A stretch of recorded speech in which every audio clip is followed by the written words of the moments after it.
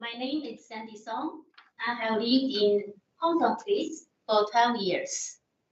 My daughter graduated from Yo Hill Secondary School. My husband here supporting me. I just early retired from Invest in Canada. That is a federal government agency and the Ministry of Small Business, International Trade and Export. I worked there as a senior investor services advisor to attract large and transformative foreign investment to Canada. I also worked at City of Vancouver Economic Development Agency and the worldwide top-ranked bank. I was a lawyer too. I have a passion in providing services based on my legal services, financial services, and public services experience. I'm running for the board of directors to serve our residents, to listen to the voice of residents and take action, to represent residents and advocate. I'm so proud of residents at our community. I volunteer at UNA different committees and also Strata Council. Together, we can make our community even better place to live. I hope to earn your vote. Thank you. Thank you. And next is Jake. Hi, good evening. My name is Jake Weed, and along with my wife Diane, we've had the privilege of calling Balmoral and Hampton Place home for the past 25 years. As one of the original buyers in this community, we've had the unique opportunity to witness and contribute to the growth and transformation of this neighborhood, all within the context of the university setting that surrounds us. Over the years, we have developed roots in this area and have been it has been a rewarding experience to see how our community has evolved and flourished. Throughout my professional career, I held senior operations and finance positions with several public corporations. I was also a partner in my own business. One of the most fulfilling aspects of my career was the opportunity to establish and serve on boards of both a Canadian registered charity and a 501c3, which is a U.S. registered charity. These roles allowed me to work closely with both organizations to create impactful community initiatives while ensuring fiduciary responsibility and complete transparency to our donors. Through these experiences, I've developed a strong understanding of how to manage both people and resources to create positive, lasting change that benefits the broader community. In addition to my corporate and philanthropic work, I've had the honor of serving on the Balmoral Straddle Council on multiple occasions over the past 25 years as well. These roles allowed me to work alongside fellow residents to address building maintenance issues, ensure the financial health of our community, and represent the interests of our neighbors. And thank you, that's time. That's it. Thank you. Yes, 90 seconds goes by quickly, I understand. We've got lots of time to speak. Paul. Good evening, everyone. My name is Paul. I feel privileged to be here on this traditional ancestral and unceded territory of UBC.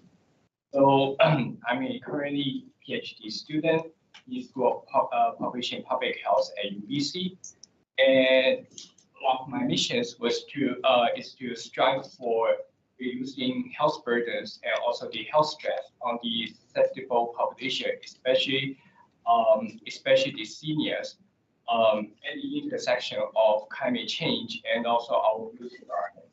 So I'm striving to reduce those burdens and those negative health impacts on the seniors. And I totally understand and also resonates with the feelings, and also I'm very compassionate about the feelings that the susceptible population and also seniors and also so many other population groups here that they have at UBC. So I've also been an active resident for a very long time, over 6 years, and I've been participating in various activities, including but not limited to Labor Day, Halloween, and also I have hosted public health related respiratory health workshops and also And senior thank you. afternoon tea. That's time. Thank you so Thank you. much. And Ronald. Try to be brief. I'm a retired chartered accountant. My background is in primary resources industries. It's involved in building a geothermal power plant in the state of Idaho. Actually, climate change much superior to wind power. Also is involved with lithium exploration. In fact, the company I'm involved with right now is in negotiation. Ronald, could you speak closer to the microphone? Close the microphone. I don't want to eat it. Okay. I live in Hampton Place, West Hampstead. I've lived as long there as Jake. I've been here since 2006. I've been a director of Western Bay Community Center. I've been on the board of Dunbar Soccer and also Vancouver Premium Baseball for a number of years. One of the reasons I want to run is because we started a group on Hampton Place, strategists working together in the UNA, and I realized that we have to have outreach. We have a lot of apathy here. Okay, just by looking at the interaction to the vision, BBC vision, very few people really even responded. So, you know, when you ask people to plan in a vacuum, don't complain what you get. So we need to set up some sort of outreach program. And I've got some ideas how we can get more involvement of everybody. We want to be a community of up to 35,000 people. Thank you, Ronald. That's time. Thank you so much. And Evan, last but not least. Hi, everyone. My name is Evan Luo. I've joined this community since 2010. And what brought me here was this beautiful and peaceful neighborhood. Over the past 15 years, my wife and I have built our life first in Hampton Place and now in Westfield, where we are raising our 2 young boys. My job in data analyst equipped me with the skills to communicate efficiently with stakeholders and help people learn to act and make informed decisions. Being an active volunteer with UNA, I enjoy promoting music and cultural events. I myself play the team, which is a traditional instrument with beautiful sound. I also volunteer at my son's school, Numerous Points. I also do parent volunteering at a Boy Scout and soccer club. So as our community grows with population possibly doubling again over the next 20, 30 years, we face new challenges. We need to plan carefully and we need to hear people's voice. My vision for the future is a place to be feel more like home. A place surrounded by ocean, forest, university, parks, all other nature. A place filled with art, science, traditional culture, and modern technology. A place where everybody can enjoy to live. So I would be honored to have your support to bring this vision come true. Yeah. Thank you. Okay, so now we'll move on to the question portion of the evening. So the first question is about municipal services and facilities. And the question is, if you are elected to the UNA, are there any additional services or facilities you would add? If so, why? So we'll begin with Sandy and then move to Needy and then Rochelle. Thanks. Municipal services and facility is very attractive for residents. So we need to take full advantage of the facilities and provide as much possible services for our residents. I need to add 3 facilities and services. One is tour guide. When I visited US state capitals, there is tour guides for the visiting state capital. Why not our community center? I know we already have this UNA guidebook, but this is book. If we have tour guide, that will be more interactive. Second one is we can add computers in our community center, just like library. I use library's printer to print documents. If our community center adds some printers, computers, and somebody can help in our digital age, that will be very helpful. Third, we can add some outdoor sports facilities. At this year's EGM, our residents provide this opinion if we can add some more cement, table tennis facility, I think that will be helpful for us to exercise more in addition to this crowded indoor facility. Thank you. Thank you. Judy? I would really,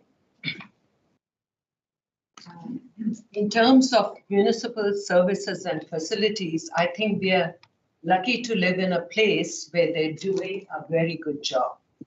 But there are a few things which I think would really benefit with some enhancement. One thing is the waste management. I do see that there is so much overcrowding and disposing of waste materials. Like in my own building, they keep throwing mattresses, surreptitiously. If we had a way which we could recycle these mattresses and do it properly, that would benefit. Say, in the same vein, the Green Depot is really good, but the way it is, it needs to be expanded. It's not able to keep up with the demand.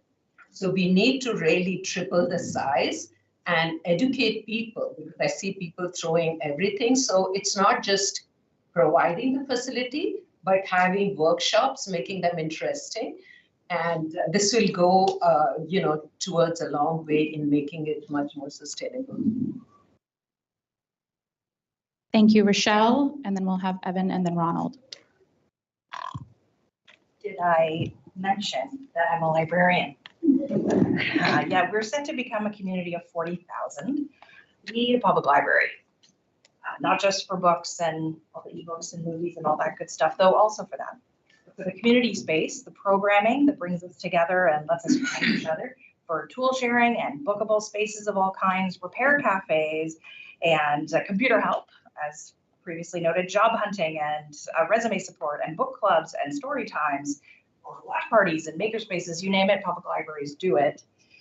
Large print books are critical circulating items for seniors and others, which are often delivered to them by hand by public library staff. Early readers benefit from a bigger selection of picture books and chapter books than any one home can provide. Libraries allow us to collectively share and loan resources more thoughtfully and sustainably.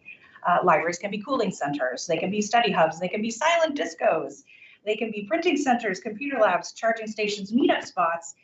They can support teens who don't have any other place to hang out but the Save On. We need places where you can just be without buying anything. We need a public library. Thank you, Evan.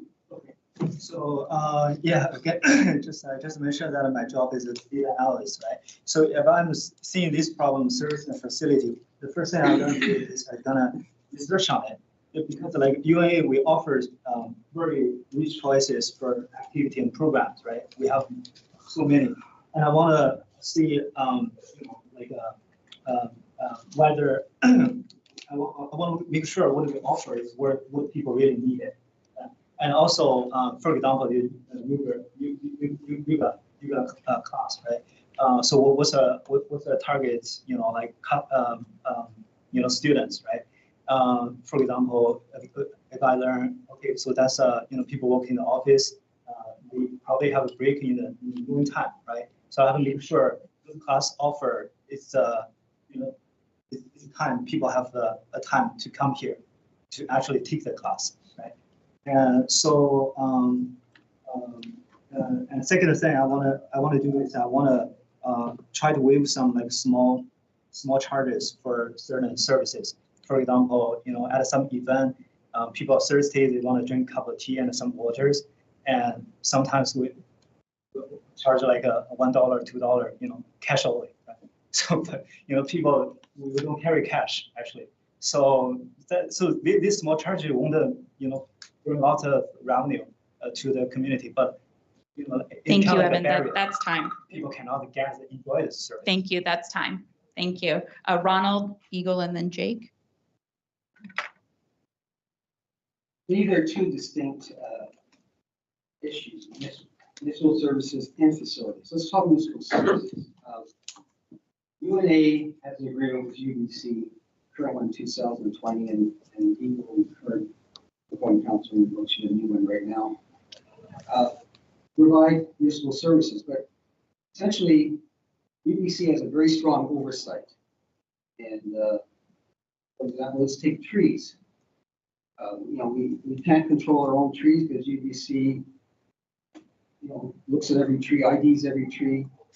Hampton Place has a bunch of trees. They're called Neighbourhoods ash. That's a ash tree from Anatolia that was crossbred with some sort of a eucalyptus. So we have poisonous leaves out there. You don't have any flora or fauna in Hampton Place trees. And the director for droughts and the dangerous and last year, windstorms, branches have fallen down on the roadways where kids go to school. But we can't control them. And basically, this is one of the things I know that the current Unity Council has been trying to get more authority on. We've got Hugh Waddle, who's been there since early July. And the Unity agreement says we need to fill them up. The BBC's got a road plan.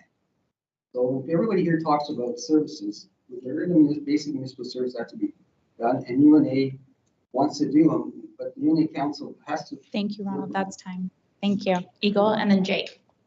Yeah, thanks. Some great ideas so far. And it's wonderful to hear on the library, tool sharing, expanded services, and possibly another location for recycling and whatnot.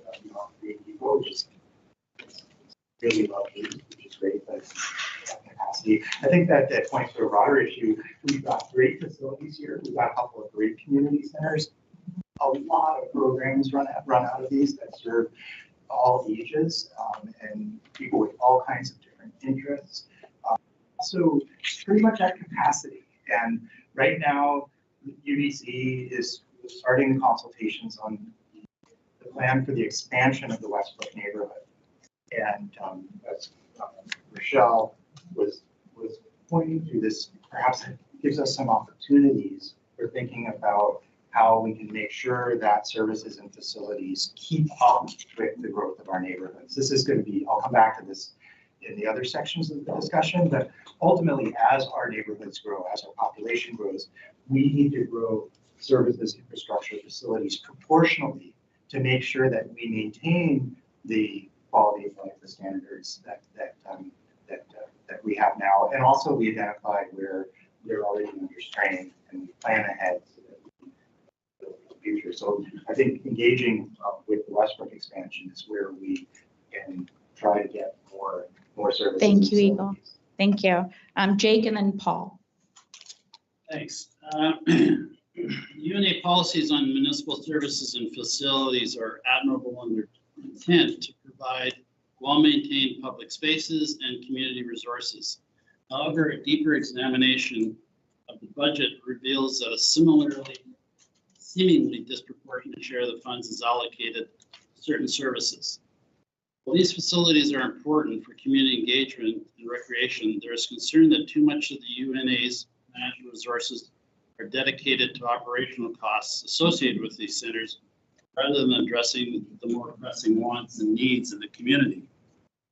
UBC plays a significant role in overseeing some of the municipal services and often overrides the concerns and input of residents regarding these areas. This top-down approach has led to frustration among residents who feel their voices are not adequately considered in decisions on how these spaces are managed and what new services to provide. The limited budget allocated to maintenance and infrastructure is concerning, especially as these services are fundamental to our quality of life and safety. As part of the ongoing budget review and reset that I think is necessary, it is crucial that the UNA take a closer look on how funds are allocated, and a more balanced approach is needed to ensure that residents are receiving full value for their levies and are listened to. That was right on time. Thank you so much. Paul and then Michael. I really appreciate the very variety of programs that are actually provided here, especially at WCC and also OFAR, like Zumba dancing, there's also like chess, international chess, and everything, sports, recreational, pickleball, everything. I really appreciate the sort of program we have here and also the diversity of it.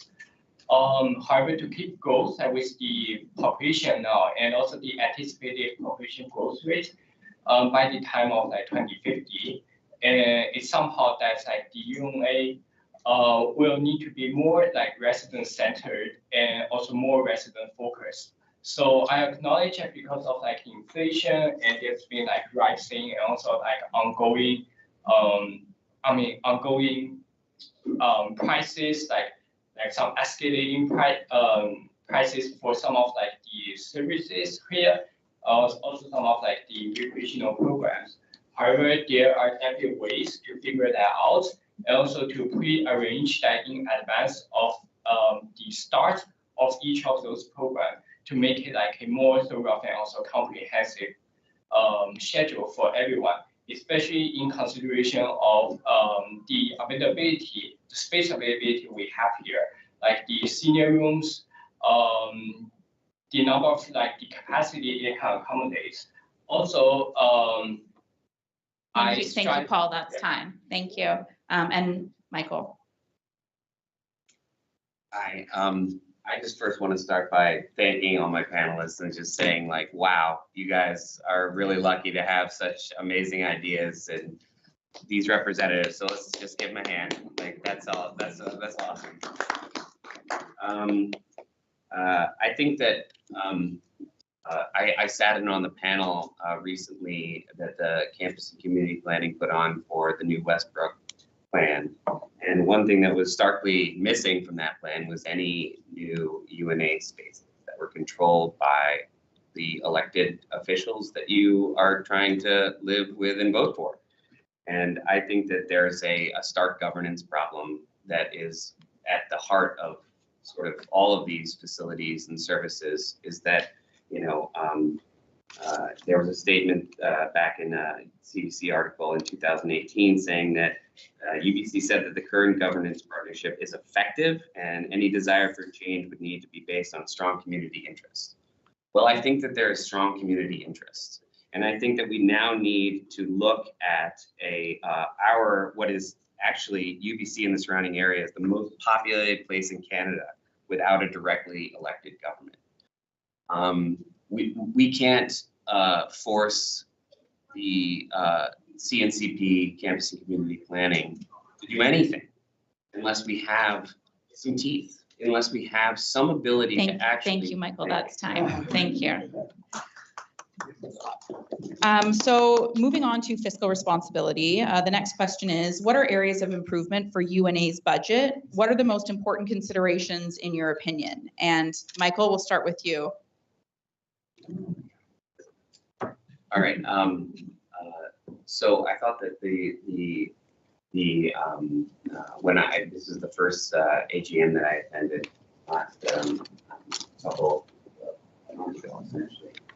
And I was actually very proud of the UNA for doing such a good job with their fiscal budget. I thought that the one stark thing that again sort of points to this governance issue, that they don't actually have any money. Like the money is coming from UBC, and UBC is allocating that money through a budget number in their budget that is for us. But you know, we're paying a lot of money, and they're holding a lot of money.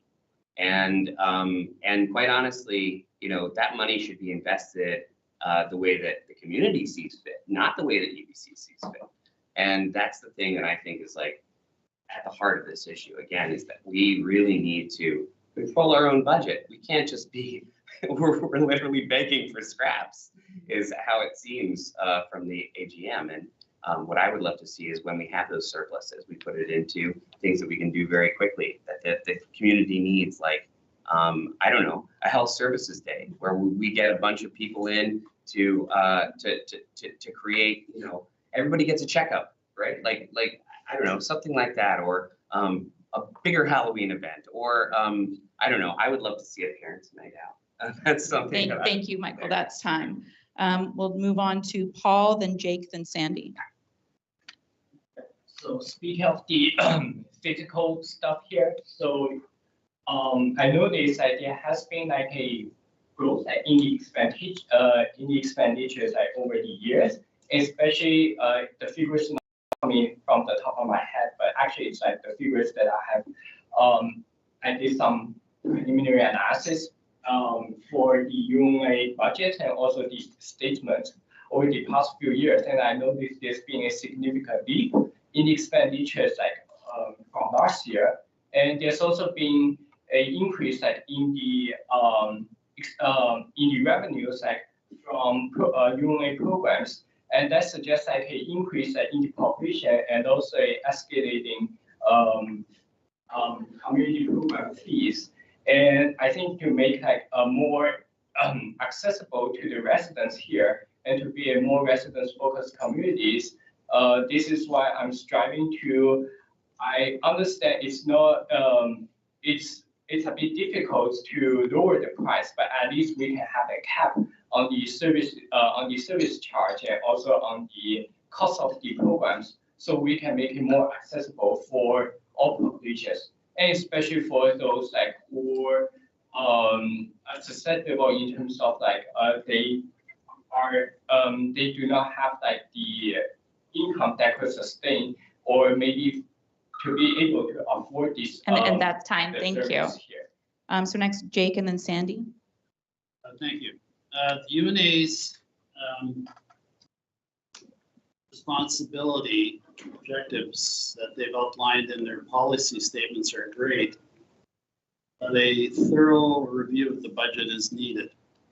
The current budget of approximately 8.1 million represents an 11% increase from last year's budget of 7.3 million.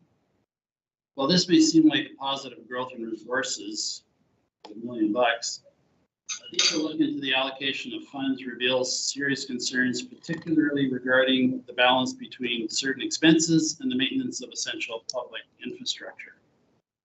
A substantial portion of the budget, over 40%, is allocated to salaries and benefits, including those for administrative staff and recreation center personnel. Another 20% is earmarked for community-centered costs, while landscaping expenses consume another 20%. While these areas are important, there's very little for certain critical public services such as maintenance of roads and sidewalks and other common area infrastructure. In fact, less than 2% of our budget goes towards that. This imbalance in the budget allocation raises important questions about the fiscal priorities of UNA. The requirement for maintaining public spaces and infrastructure that supports our community's well-being is obviously essential. There needs to be a comprehensive. Thank you. That's time. Sandy, and then Evan.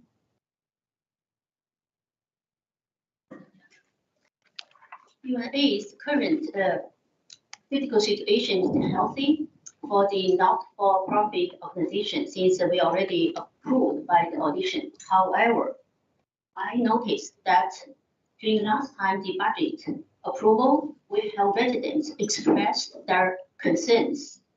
Their concern about the budget and the budgetary process.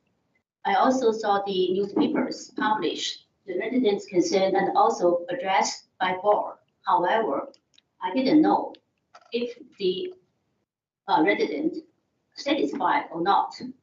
From my understanding, they didn't satisfy. So I hope we can arrange sufficient time for residents to be involved more on the budget discussion and for the budget process. This is one, address resident concern. Second one is on the cost of programs. I recently joined the Brockhouse Society. That society has 1,500 members. That also is the society members. You pay 115 1 year. That is no fee for programs. For us, we already pay our annual service levy and we pay program fees. At AGM this year, our residents already expressed so high the program fee.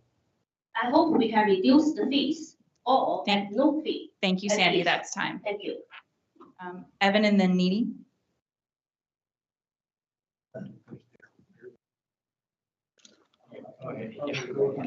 Yeah, thank you. So, so the budget and financial regarding this problem, I did some research on my own, and also a resident shared this research report with me. So we kind of get a big picture of the problem here is UNA, actually the expenses it growing really fast each year. We're talking about like 20-30% each year. So we have a concern like with like future more project, more development plan, the expenses keep growing. Yeah, we also noticed that the service levy fee has also increased. So if like to my point, I'll try to prioritize the essential services and making investment that yields a lasting value. So I would allocate for transparent budget processing, enable residents to understand where the funds are going, and ensure the expenses are aligned with our core value. So my aim is to make every dollar count. Try to cut the expenses for some not necessary like expenses, and try to bring like supporting services that truly enhance our community's quality of life. So just add a little more, Thank you, Evan. That's time. Thank you. Needy, and then Eagle, and then Ronald.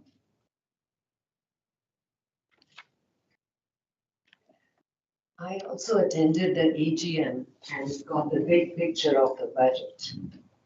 And what occurred to me that people are responsible, the previous governors and UNA is doing a good job. But when you see the whole planning, you realize that, yes, the costs are escalating very fast. And we have not even allocated a new community center. We are at capacity here. We are going to double our population. And why is there not even a small community center plan? So where's the money coming from? We just spent about 400,000 on repairing the field turf. And we'll again need it another 5 years. So again, where are the new revenue streams? So if I'm elected, I'm going to work closely and have a very transparent reporting and engagement with people to get ideas, because we are in this academic hub of experts, and then have ideas to increase our budget, to give really the best quality services and save where is necessary. Thank you, Eagle. Yeah, thank you. So a few things relating to the budget. So first of all, as several have mentioned, the UNA has run balanced budgets, or done balanced budgets for the last several years, and run modest surpluses as well. So in other words, in terms of the overall management of finances, I think things have looked good. I just wanted to remind everybody, I guess you all know, a lot of you pay the neighbors levy, and it's a kind of property tax, and that is where most of the revenues come from. It moves through UBC, but it does come back to UNA. UNA has a couple of quite large reserves for infrastructure. So those potholes over in Hampton Place, there are funds, to do maintenance like that. And if it's not getting done, of course, then people need to ask the UNA to get it done. I'll just say that most broadly, our neighborhoods have been and will be growing. That means that the neighbors levy is going to keep growing. The revenues are going to keep growing. The key thing is not to cut spending, but it's rather to spend the money, the increasing amounts of money, in responsible ways that are forward-looking. And that means, among other things, thinking about future recreational facilities, for example, and thinking about how we can best use what we have. But it doesn't mean just across the board cuts. In fact, we'd be shooting ourselves in the foot. Thank you, Eagle. Thank you. Ronald? All of what Eagle said, the levy is basically the difference between rural tax and what we would pay in City of Vancouver. So every time City of Vancouver raises their taxes, your levy is going up. The big issue is UBC gets 8.9 million last year, and only gave 5.6 million to initially what UBC takes off the top. There is a need to set money aside for future renewal of the infrastructure as it clears out. I think this is one thing that's being missing. And every fiscal responsibility has to do with the balance between services and recreation. If you look at the 2024-25 budget, it projects essentially a subsidy of $2 million for Westbrook and Old Baltimore. We recognize we subsidize these things.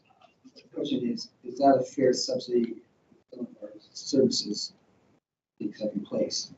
And that's one of the issues that I would look at on the income council. Thank you. And Rochelle? Echoing Eagle, I think that is the exciting moment really, and the focus. Oh, credit to UNA for the balanced budgets. That's the first thing. Responsible management, terrific. That budget is going to grow. Planning ahead so that we know how we want that spend to impact the residents and what are the kinds of moves we can make that are going to impact the most people and provide the most value to everybody that we can. So I think that's like that moment now to start that planning and make sure that we've got a really good plan for that bigger budget, even as we have other pieces to deal with and the increasing costs, et cetera. I think that's really where I want to look at how these conversations about what will make our community that much better, that bring us that much value for this cost. Thank you. So next, moving on to Madam community. Chair, could you ask the speakers to get really close to the microphone? Speakers, could you please get really close to the microphone We're missing a lot of it. and Ron, use we your want you to classroom follow. voice? Yes, thank you. From the pro. Okay, so moving on to community equity and inclusion. What specific actions would you take to foster a more inclusive and equitable community? How would you ensure that the voices of all residents are heard and valued in decision making? And we'll begin with Rochelle and then Evan. So ADI work it's a big part of what I do in my job. So this is something that we're spending a lot of time working on right now. And I know in terms of the specific action, I know some pieces we're working on right now is thinking about how to include trauma-informed interactions, how we function as service providers. And we're learning a lot about what that means in terms of how we shape any kind of interaction we're having, especially having just come out of COVID. So that's really helping us and on the library side, thinking about these issues. In general, I think there's an approach we can have. You can talk about inclusion. I think the more valuable way to think about this is about belonging. We want everyone to feel expected, anticipated, that we belong here. And starting from that place, with all the work that we do, can really help shape our next steps. Thank you. Thank you, Evan, and then Ronald. UNAs here we see people come from different cultural backgrounds, so we are like truly a multicultural community. So my vision is to create an opportunity where residents of all age or background can come together, share their culture and foster mutual respect.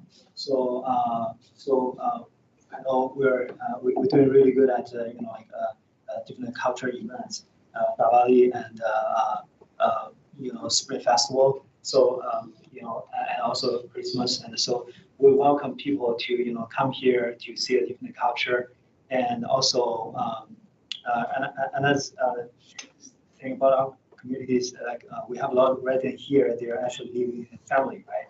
So try to have provide, for example, provide volunteering for the teenagers or school kids.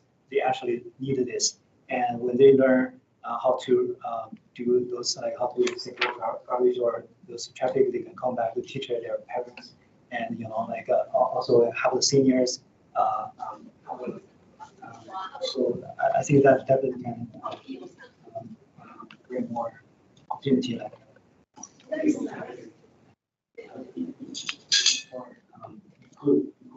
Thank you. Thank you. That's time. Ronald and then Paul. Can you hear me, Chris? There's a real high level of apathy here at UNA. Only 9%, 13,000 respondents to the campus comments for Campus Vision 2050 were residents. Paul Thorpes, our new CEO, started a dialogue with Strata Council by trying to get regular meetings going. So what I've been proposing, that we set up a program called Outreach, where somebody like Chris could run. And then Outreach, it's our objective to reach out. I mean, I was involved in corporate finance with some public companies. There's always the same, stocks are not bought, they're sold. We have to keep continuously selling. And a good example, we could set a portal system. We all belong to a Strata management company. And those Strata management companies all have a portal where they send us financial statements, minutes, all kinds of stuff. So if we have a portal for society members, then you and A could start posting stuff on there and getting people more and more interested. We also have to get the hold of Strata councils and say, hey guys, we want to hear from you. And by hearing from you, we'll get ideas and you'll become more active and more inclusive in this community, which is what we want. This is one of the reasons I moved out here. I thought this place was like a community.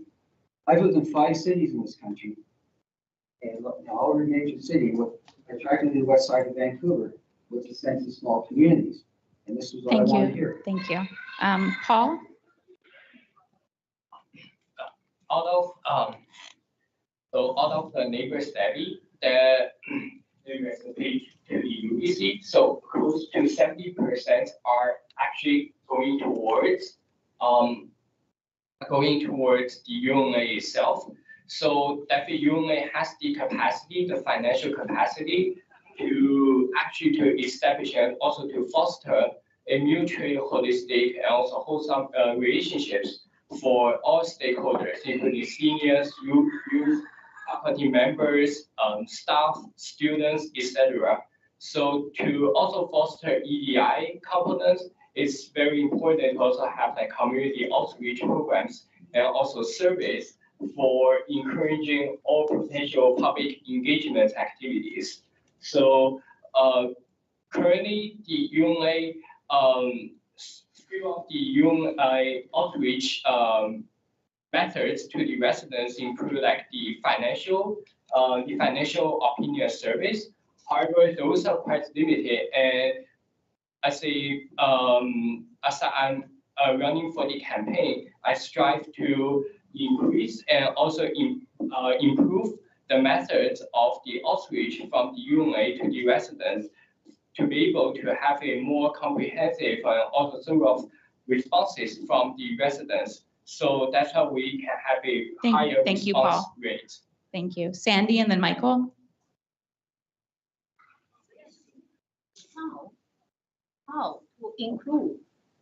How to include residents.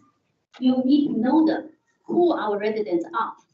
So this is first point, know our residents. We can establish a database for know our residents' ethnicity, age, and so on.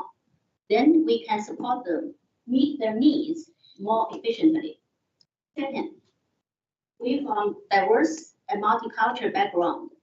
I think these mentor-mentee programs will be helpful, which means some immigrants matching to local people, seniors matching younger peoples, and then we can grow together. Third one is to keep the communication channel effective. At EGM this year, our residents expressed that they have suggested two letters suggestion in the suggestion box, but no response. I hope the community communication channel will be efficient, effective, that is inclusive. Thank you. Thank you, Michael, and then Jake. Thank you.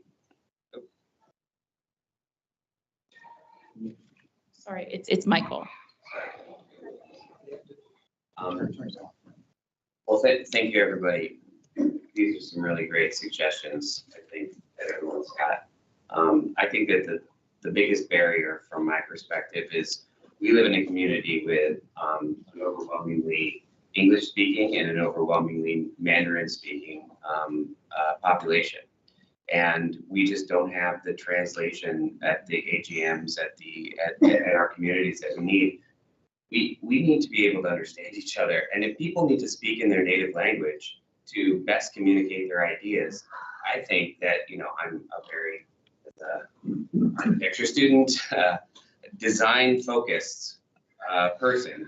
I think that we can have design solutions to everything that we're trying to come together, but we need to be able to understand each other. And I think that we need to pay for translators. We need to be able to understand each other at a basic level. And if people want to speak in their native language, particularly Mandarin, I think that we need to provide translation. And there are apps that do it, right? We can create some apps that sync, and everyone can see what everyone's talking about, and then I can hear whatever other people are talking about, because they can't express themselves as well if it's not in their native language. And that is something that I think is the fundamental barrier in our community right now. Is something that we, in terms of access, we need to understand each other. Thank you, Michael. Thank you. Thank you. Jake and then Eagle. Thanks. Equity and inclusion is obviously an important part of governance. There does seem to be some apathy of residents to get involved. Some of it may be communication, as Michael points out, and maybe some form of translation services and letting people speak in their native tongue would be helpful in this. Another strategy is getting, and Ron alluded to this, for getting more involvement, quarterly meetings with strata councils. These meetings could serve as a forum to share concerns, discuss initiatives, and highlight programs or solutions that have been successful at one strata and implemented elsewhere. Strata councils, as the primary point of contact for many residents, are in a unique position to facilitate these extra communication through UNA. Furthermore, maybe town hall meetings, more town hall meetings would help raise awareness and encourage greater participation. The forums would provide an opportunity for residents to learn more about ongoing projects and express their opinions. By fostering a more transparent, communicative environment, maybe we can get some of these ideas across to everybody. Thank you, Eagle. Yeah, thanks. So first of all, I'd like to strongly indicate my strong support for Michael's point of providing translation and making sure that people who want to engage and express their views about things that are going on in the community have an opportunity to do that with translation if necessary. So I think that's a great idea, and it's important for us to build a consensus around that. Beyond that, I want to point to something I think that's worked quite well in the UNA Neighborhoods for Building Community, and that is volunteer organization. The UNA has really expanded their network of volunteers, and this is young, old people from all different backgrounds who speak all different languages in our community, and it's something I think that we should celebrate and also expand. I've been doing quite a bit with the Campus Resident, the neighborhood newspaper, and we rely on volunteers for most of our writing for that, and it's a great opportunity to get involved with the community. And I urge everyone here, by the way, to write letters to the editor. We need letters to the editor. We need that community engagement. That's a venue for you. Thank you, Aniti.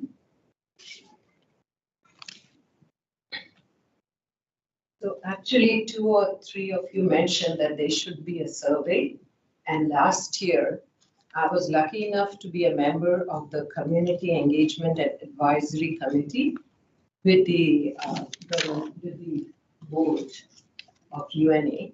And we did a survey, and we got a very good response. It was a very comprehensive survey, and it was in English and Mandarin. And we got one of the very, very well thought out answers. And there were 2 things that came up.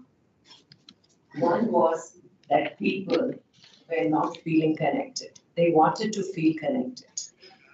And the second was that they needed more spaces to gather, open spaces and different and informal ways of connecting. They wanted to just greet acquaintances, neighbors, when they wanted that feel. And that was actually, after we went through the survey, that was their idea. Which gave a germ of an idea for this winter masquerade, because many people feel lonely at Christmas. And some of the people were allowed to give an anonymous survey, right? It's an anonymous survey. And so we started that masquerade last year, where it was very well attended.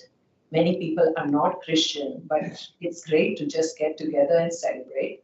And what you mentioned about volunteering is really important, Thank you, Nidhi. That's time. Thank you. Okay, so moving on, the next question is, what changes would you like to see, if any, to the current land use and/or density plans? And we'll begin with Paul. I was part of the UBC 2050 vision workshop, and I noticed actually just from the first eye view of the whole landscape here, it's a very super dense landscape here regarding the Westbrook Place South expansion, and it's not taking account of the health impacts on the residents, especially in regards to the open green space we have here. Residents here need green corridors. They also need their courtyards, backyards. They need greenness to enjoy their life and also to be with their family, with their friends. And one of the downsides and also the pitfalls of the 2050 vision was also the 60-40 split. The 60 was from the leasehold housing that was for the commercial, for purchasing purposes. On the other hand, only 40% is going to the actual market-based rental housing for residents, for faculty, staff, and members. And it's been frustrating and also even traumatizing to see those figures because of those like the imbalance and also such proportion that we witness here. And the disproportionate share actually goes Thank you, Paul. That's 90 seconds. Thank you. Michael and then Sandy. So I feel like the Campus Vision 2050 plan, I was heavily involved with. My wife actually started a community organization called Community for University Neighborhoods for Sustainable Development, or yeah, is that correct? Yeah.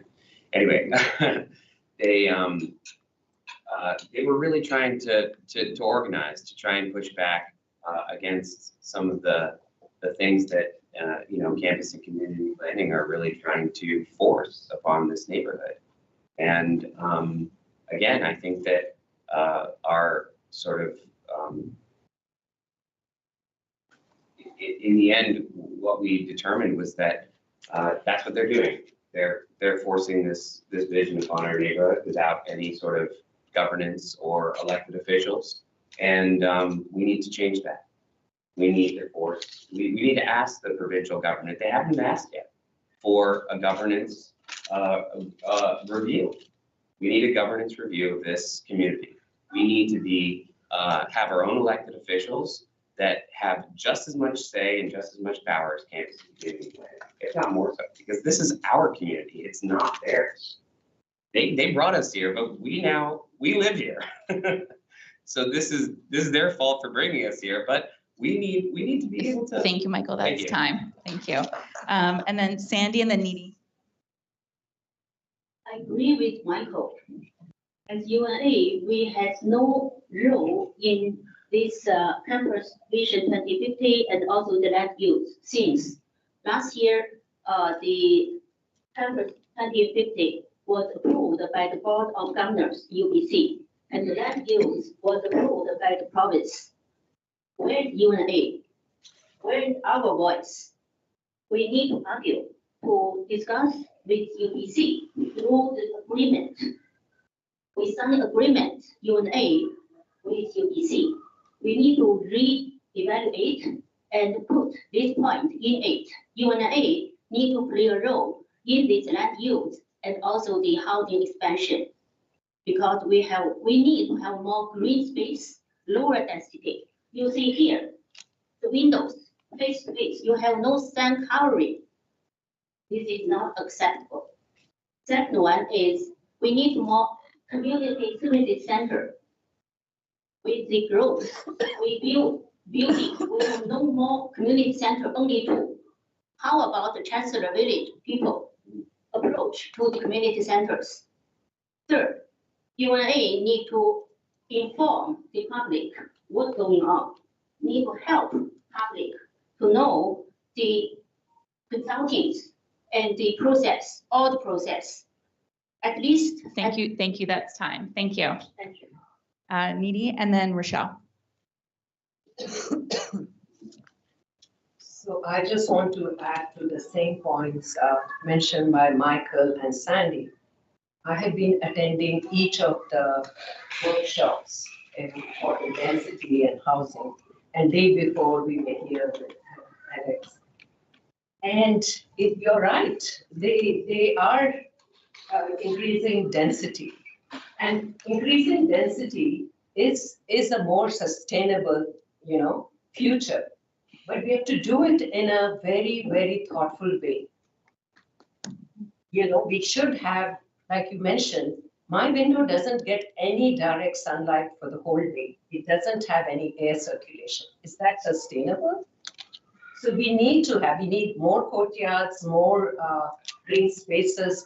We need each building where you don't, each room where you don't touch the walls. So it's better for mental health.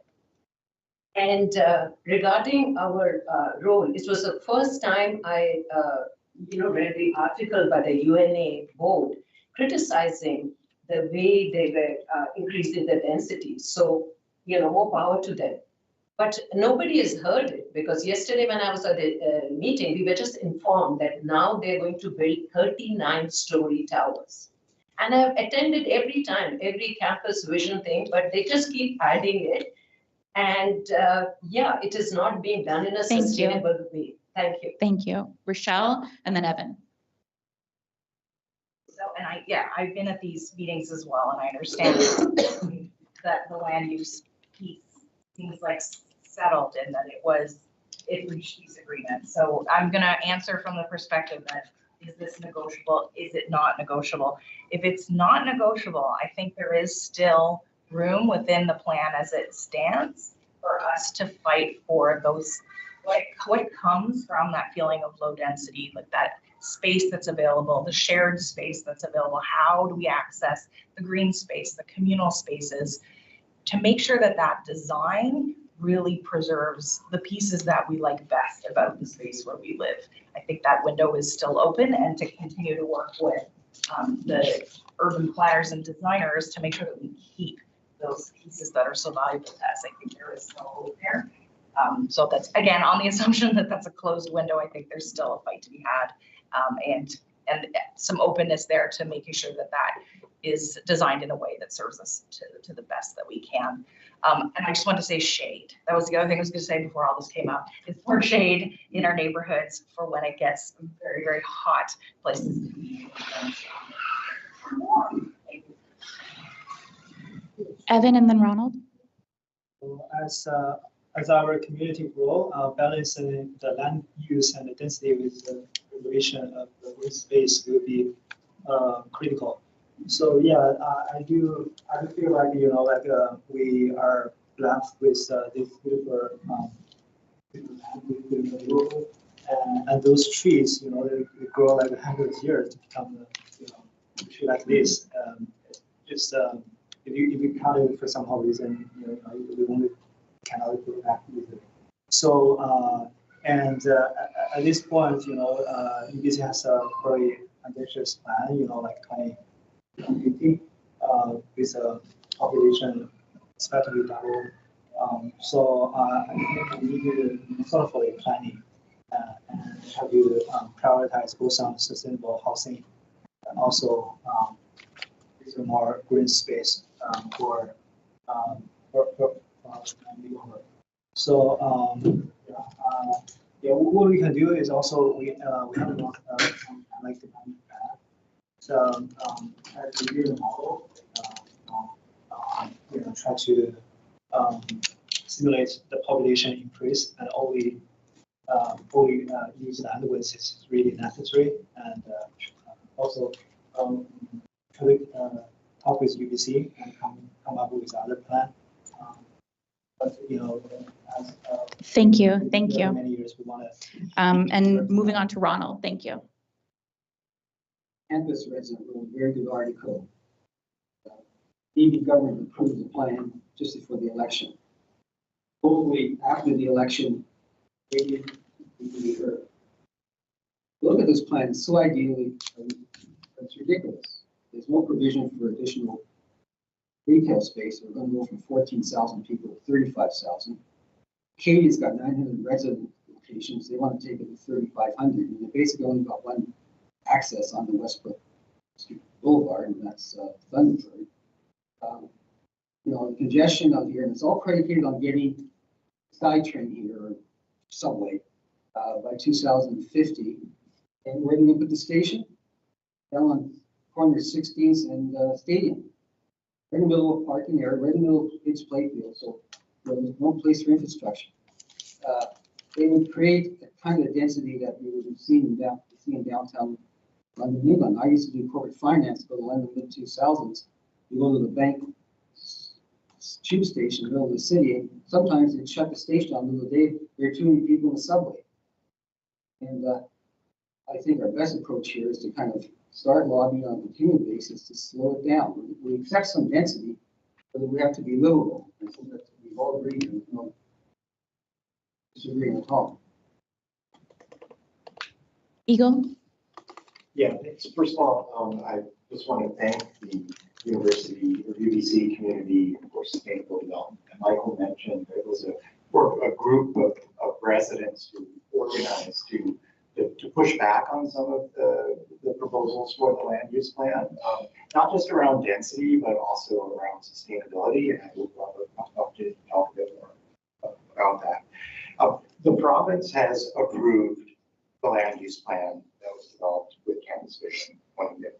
This will increase density. It will increase population substantially in Westbrook, and then these new neighborhoods in Stadium Road and Acadia Park. And I did speak also in favor of more modest increases in density, and I agree with the arguments that have been put forward there. But at this point, I'm now focusing my own, engagement on ensuring that UBC properly plans for these increases in traffic, school children, shoppers, parking demand, garbage, rainwater runoff. The expansion is going to happen, but our scrutiny is going to be really important for making sure that it happens responsibly. And so we have to be asking in advance questions about what is this going to mean for existing infrastructure, for existing services, shopping, all of that kind of thing, and get UBC to plan ahead so that, again, we have proportional. Thank you, Eagle. Thank you. And Jake? I have to echo basically all the comments that have been made up here. I mean, we just have to keep repeating them. The current 2050 plan is obviously problematic. Doubling the population in general across community lands is an issue. Some of the areas could quadruple in size. There's a poor lack of planning, detailed planning for essential services and infrastructure, schools, grocery stores, healthcare, services like police and fire departments, and also the transportation plan. The traffic's terrible. There's gridlock already. There's more and more events being held at some of the public facilities, so that increases traffic. We have to take obviously a more proactive advocacy role in pushing for better planning with both UBC and the provincial government. The community deserves better than a reactive, throw stuff at a wall approach in planning. Thank you. Before we move into our last two questions, I'd like to give everybody a 10-second stretch break because those chairs are not the most comfortable. So if you'd like, stand up, have a quick stretch, and then we'll move on.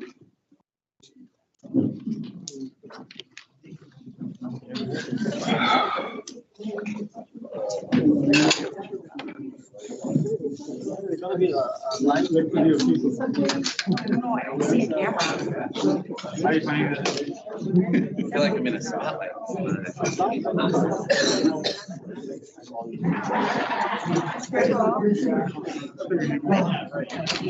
Like the last scene, which was of course down. Yeah, I have. 限定9秒。会就是。哎，对吧？There's not even a spotlight on my face. Actually, I got here and I was like, oh my god, I'm in the Davis resident, so I just know like I'm walking into it. I'm not gonna sell him.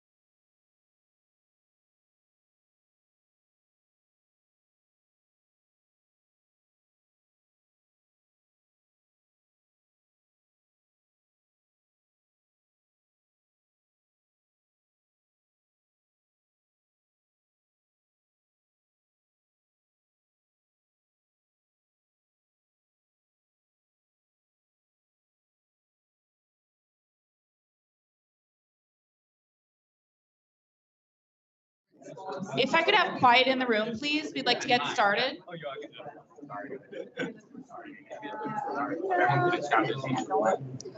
So next, we're moving on to public safety and traffic management. And there were quite a number of audience questions submitted online regarding this topic.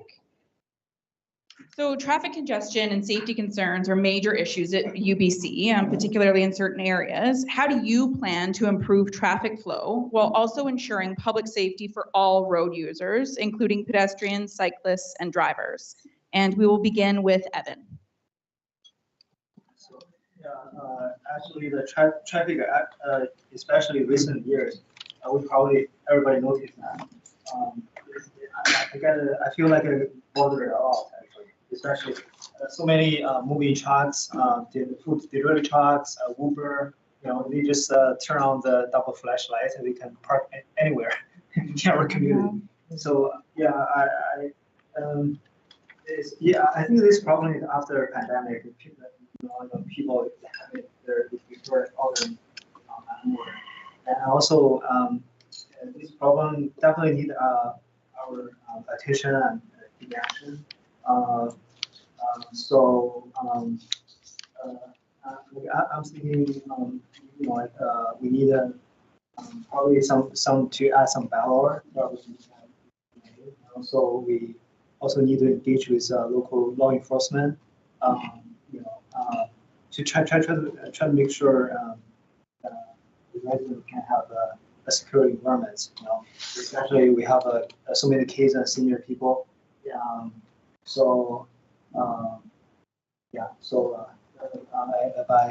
have a to try to solve this issue. Thank you. Ronald and then Eagle. Okay. I'm gonna be very blunt. We need a reality check here. UNA doesn't control the roadway. We need a reality check. A reality check because UNA does not control the roadways in the neighborhoods.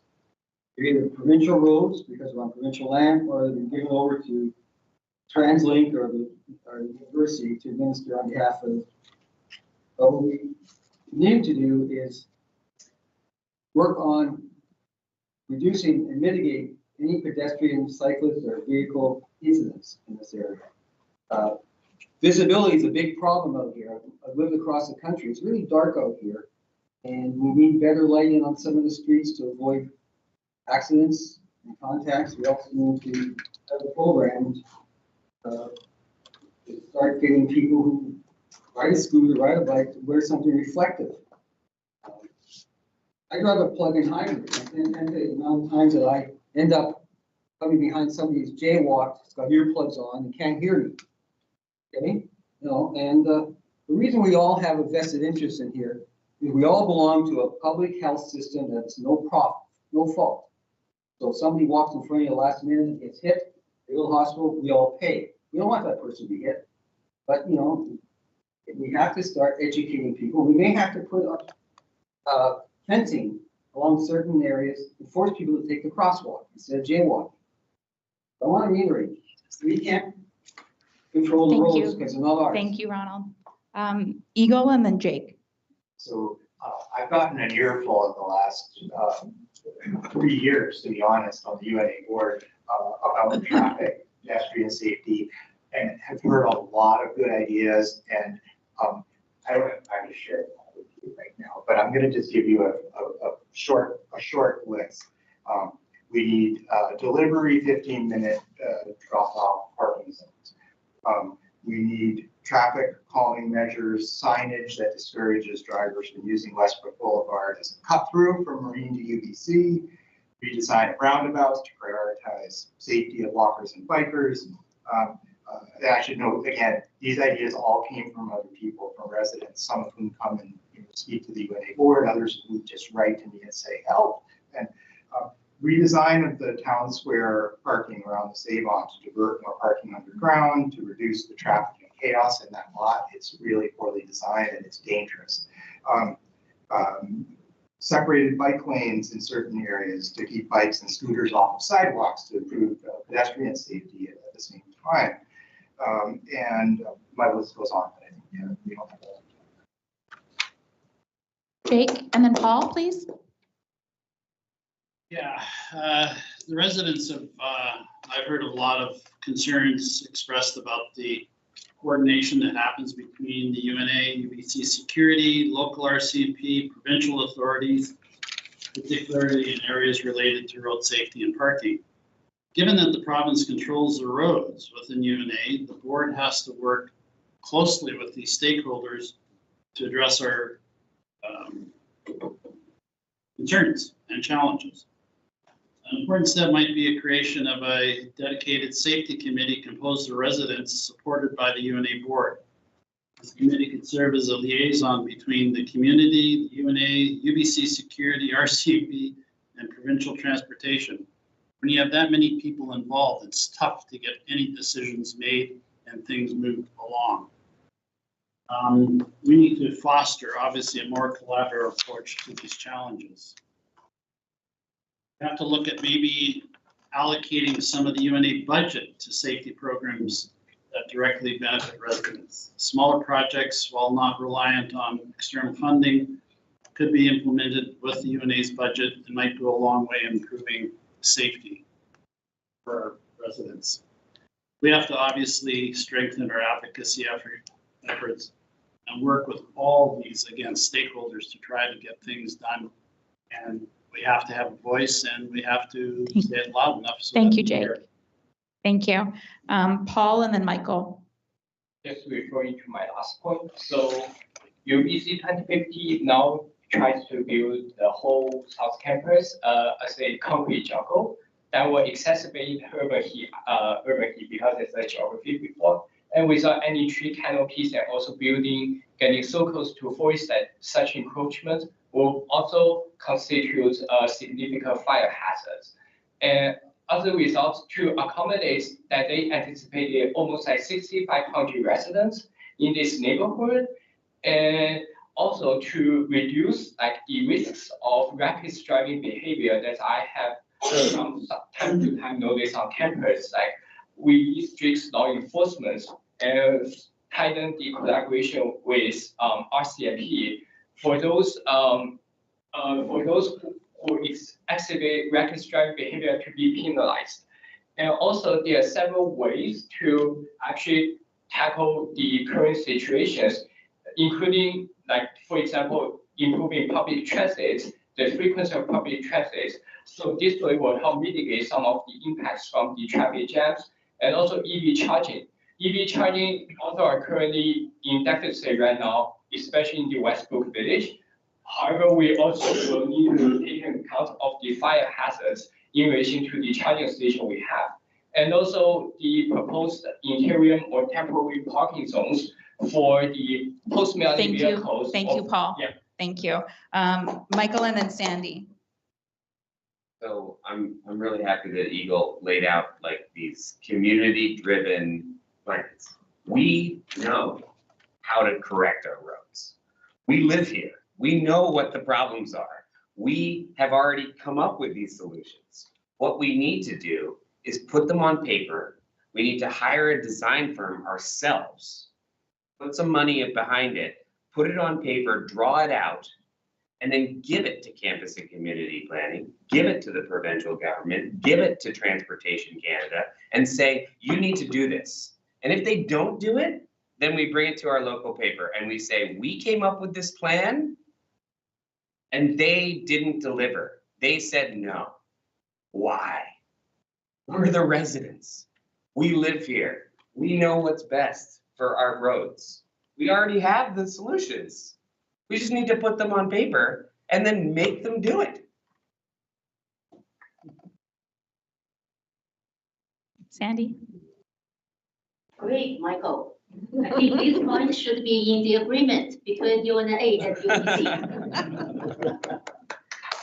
For the public safety, one resident complained that her bicycle was stolen 5 times. Mine was stolen too. My neighbor's house was broken. This theft issue happened in our campus. It's not acceptable either. So I think UNA we can do. We can work with Strata Council to get some events. The name is Know Your Neighbors. Neighbors, we keep eyes on each other. We help each other on these stolen things, on public safety. For this public traffic, I like Sky Train. It's so fast. It's so efficient. I hope someday UNA can help UBC to attract SkyTrain, not only in our buildings, but also in our campus. Thank you. Thank you, Needy, and then Rochelle. Last month, my 78-year-old neighbor was taking a walk on the sidewalk, and a cyclist was riding there with a dog on a leash. And he was riding the bike, the leash got entangled in the woman and she fell on the concrete. And this didn't make it into the papers because she said she didn't want to create a fuss, bleeding everywhere.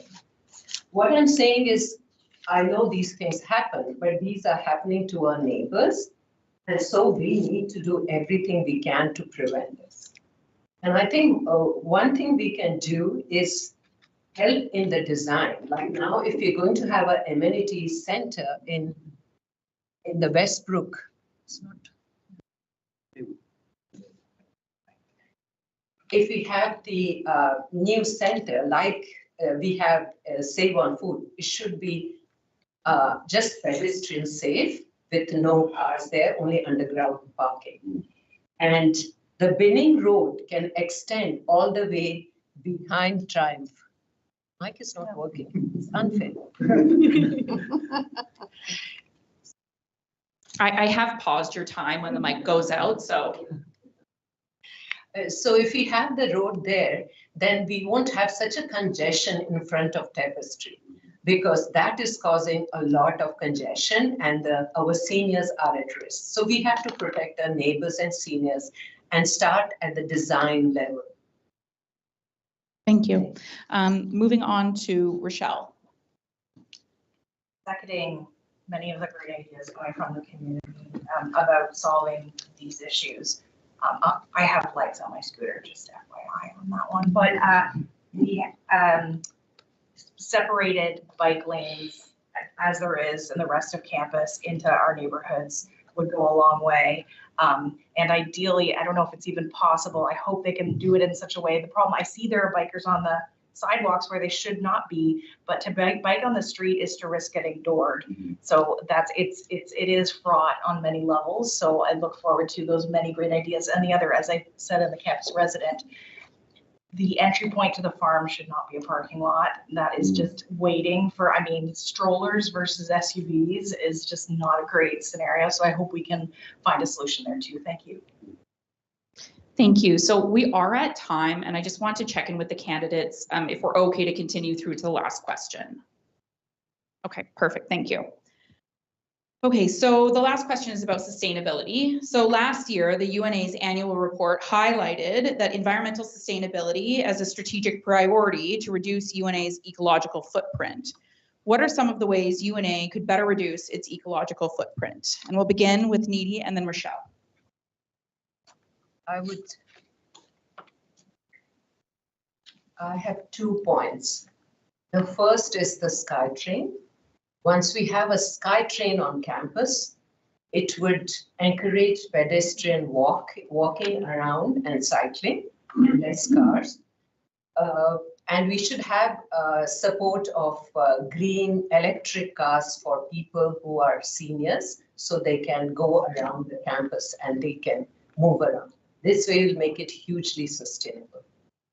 The second thing I want to say is that climate change is here. 5 years ago, we lost about 400 people in BC itself with the heat waves, and they didn't die outside. They died inside buildings. And we are sitting in many of these heat furnaces, and we have to retrofit with heat pumps. Heat pumps are more green, they take less energy, and this will keep everyone safer, and it will be better for the environment. And we cannot avoid air conditioning now. So we have to do it in the best possible way. And I think if I'm elected, I'll work with the board. They already have put a very good action plan. I'll work with them to make it even faster, not benchmark against Vancouver, but even surpass us, because we are UBC. Thank you. Rochelle and then Evan. We have the bones of a 15-minute city that gives people the option to not ever own a car, even if they have a family. And it's, I think, a beautiful thing to see families with kids, sitting in the back of their e-bike, taking them to school. I think that's a super cool thing that we're able to do here. And it's one of the reasons why I love living here and chose to live here. UNA needs to continue prioritizing bringing in necessary amenities and services and really confirming what does necessary mean, and really strengthen our infrastructure so that it makes it fully supportive of alternative modes of transportation to accommodate different choices, and building up transit links. So that's the other piece of the puzzle, so that you can move in and out of the neighborhoods in a truly effortless way. And this is how we change community behavior on all the fronts that we need to because of climate change, and just being healthier on the planet, make sustainable options the easiest options. Thank you. Evan and then Ronald. I do very support protect our environment. Last week I joined a tour to visit our community, the green energy, and also water recycling system. I think it's awesome. Yeah, and also we did pretty good at waste reduction as well. So I pretty much work on keep working on this path, and just protect the environment and And I also have an idea, we can also use some AI technology to reduce the cost. Like we see the fancy robot already come to the market. I mean, in the future, we could use this, to reduce the maintenance cost, operational cost. Right? And just imagine that our community will be harmony, with our all surroundings, the nature and everything just around so naturally and with very, very low cost. I think that's. Thank you, Ronald, and then Eagle. On page 14 of the recent annual report of the UNA, we talk about sustainability. Well, I know there was a focus on net zero with the UBC. I went to 5 different environmental websites, and there's no consensus what net zero means. It's all over the map. Given that we do need some CO2 for photosynthesis, otherwise a plant life wouldn't be surviving on this planet. It's a question of how we get down to a reasonable level. Most of the CO2 we have here in BC, of course, we don't have many big emitters here. A lot of it comes over the North Pacific from East Asia, where 53% of the world's coal is being burned in China. What I'm going to advocate is we can do something. We can work on energy efficiency. By working on energy efficiency, we do reduce the CO2 that we produce. And some of the things we should be looking at is, and I'm going to put this like that BC Hydro is going to have challenges in the next 20 years finding new generating capacity and more grid infrastructure. So maybe we should be looking at solar panels for streetlights. So if power goes out, they still work. This building, has there been an analysis done whether we should put solar panels in this building? Another big area is retrofit of stratas. We talk about UNA facilities, we can lead the stratas into retrofits. There's no standard in UBC. Thank you, Ronald. And Jake, or sorry, Eagle, and then Jake.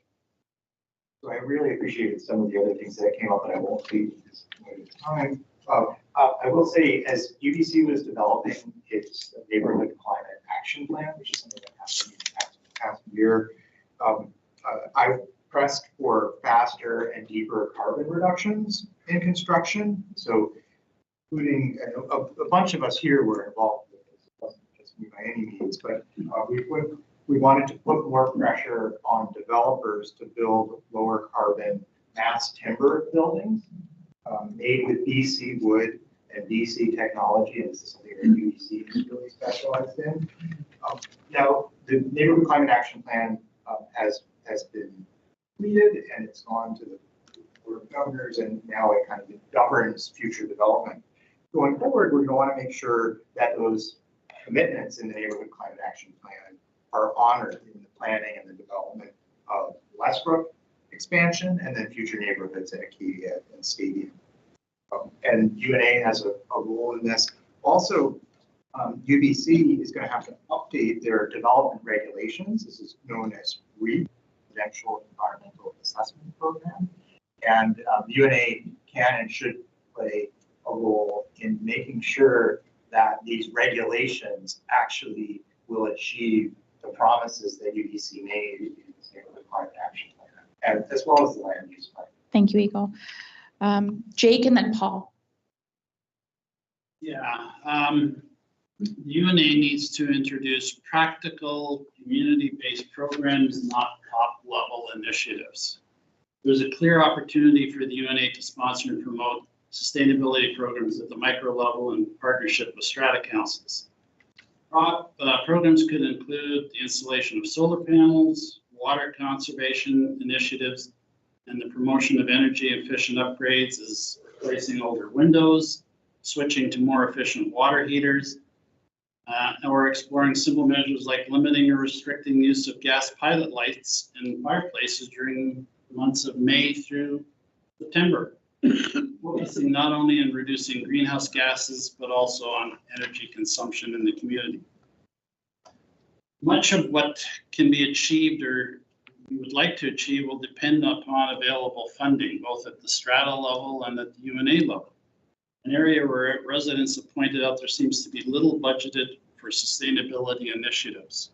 We can talk a good game, but somebody's got to pay for it.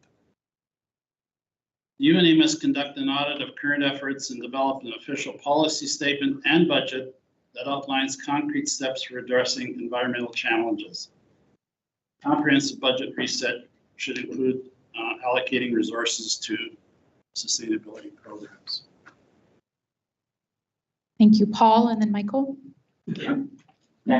Climate change is a daunting issue we all have to face. And also in accordance with the federal plan on 2050 net zero carbon emission, UNA is also keeping pace to meet the standards.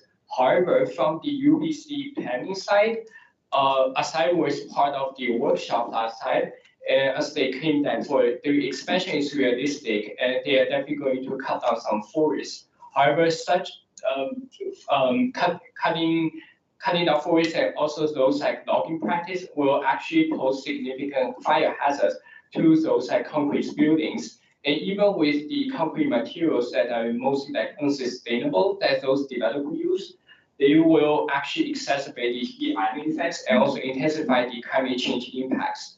So in regards to what you also said before, like the heat stroke effects in heat dome in 2021, and most of the actually elders and seniors who died indoors are actually have underlying chronic conditions, including like dementia, Alzheimer's, Parkinson's, etc., and also like the cardiovascular diseases. So how come the UBC 2050 is claiming that it's environmentally sustainable, actually places the health of the seniors and also the well-being of the residents at a very high stake?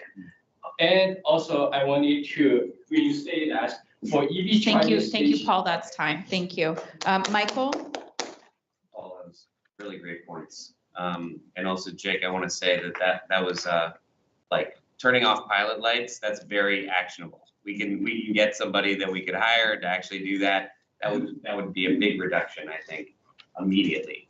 However, I mean, if we're talking about climate and ecology, we live here on this this place that was, you know, there were huge trees here before they built this community, and then they ripped them all down. And unfortunately, what they did was they built giant parking lots underneath of us. And so there's no ability for large trees to even grow in this neighborhood. We're basically sitting on a giant green roof right now. I was in Westbrook Village when my wife was pregnant during the heat dome, and our unit got up to 45 degrees inside. It wasn't even that hot outside. It was that hot inside. And we had to go and we had to get a hotel downtown because she was pregnant, and it was on. And if we had had a tree in front of us, it would have been fine, right? And I think that this is, again, it's a design solution.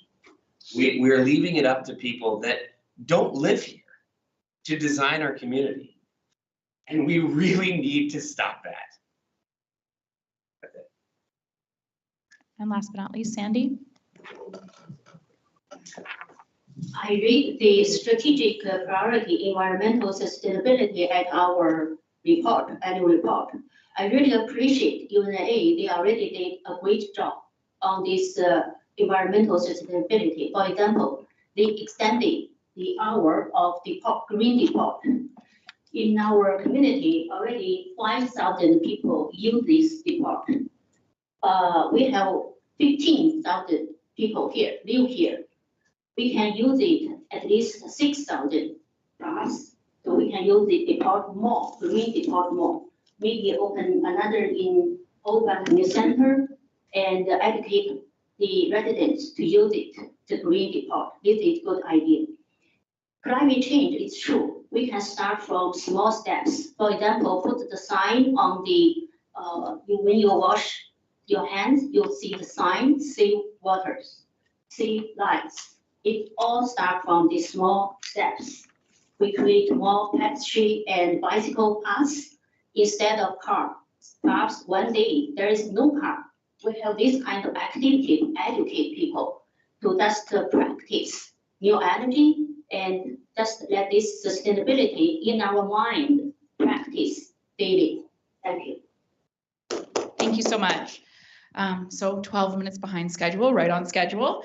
I'd like to thank all of the candidates. It's always a pleasure to hear how engaged this community is. I'm not a member of or a resident out at UBC, but this is real democracy at work. So thank you to the candidates. Thank you to the audience, both in person and online. Happy voting. Thank you so much. Just because I had some friends who had some trouble voting. That's Chris's department. Sorry. Hi, everybody. So to the question of how to vote, voting is done online. So on the 4th of November, you should have received an email from us with your voting credentials. And so you could go online to una.simplyvoting.com, or you could visit one of our kiosks at either of the community centers, Westbrook or Old Barn. You can just type in your voting credentials that you've received and opens up the ballot, and you can just vote in just a couple minutes. If anybody has any particular questions on elections, maybe you can't find your voter credentials, you're more than welcome to email us at elections@myuna.ca. Also stay around a little bit in the back in case anybody had any specific questions that I could maybe follow up with them tomorrow morning on as well. Thank you. Thank you.